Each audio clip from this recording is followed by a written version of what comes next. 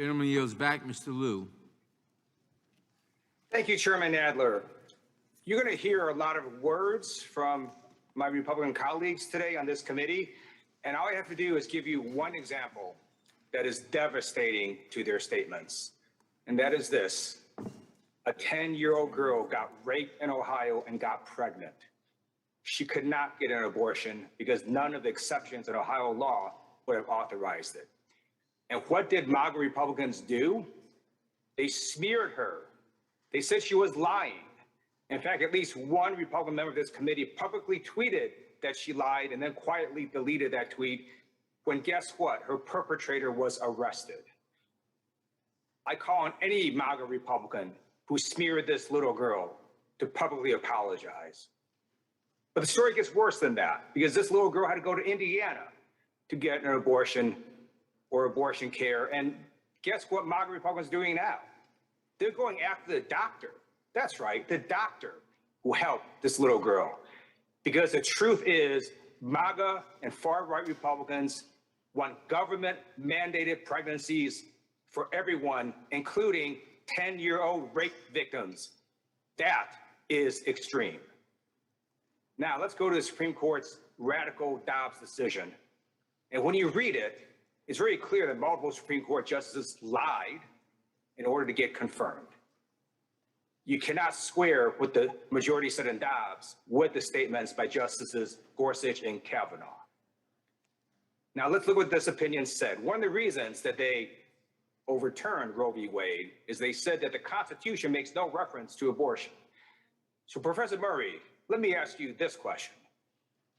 Does the Constitution make any reference to birth control pills? No, it does not.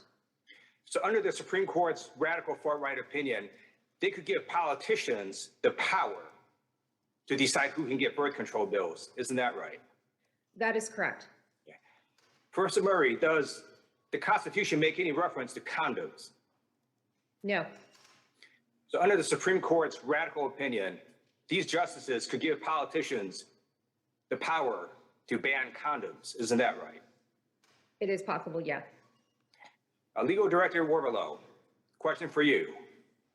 Does the Constitution make any reference to gay marriage? It does not. My apologies, it does not. Under the Supreme Court's radical decision, they could give politicians the right to ban gay marriage. Isn't that right?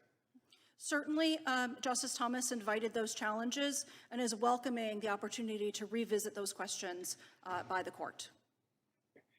Thank you. Does the Constitution make any reference to interracial marriage? It does not.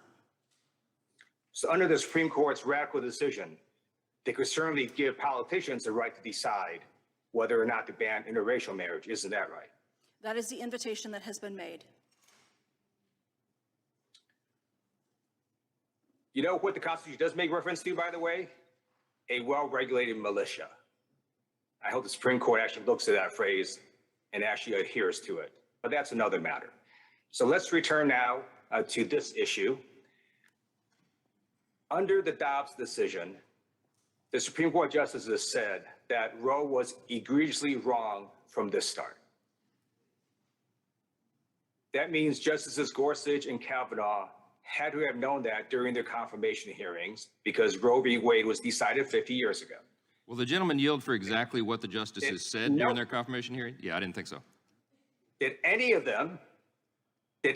them say Roe v. Wade was egregiously wrong from the start? No, they didn't. In fact, they said the opposite. You know, they could have done what Justice Thomas did, which was really not talk about it. They could have said, I'm not going to talk about Roe v. Wade. They could say, I'm not going to answer your question. But that is not what Justice Kavanaugh did. He went above and beyond to intentionally mislead the American people. He even went and talked about Casey. You know what he said about Casey? He said, you know, Casey is precedent on top of precedent. He was trying to give assurances to U.S. Senate and the American public that he was not going to overturn Roe v. Wade. Same with Justice Gorsuch. They didn't have to do that, right? They could have done what other justices did. They could have given themselves wiggle room, be silent, say, I'm not going to answer the question. But they didn't. They lied. They specifically lied to the American people and to the U.S. Senate.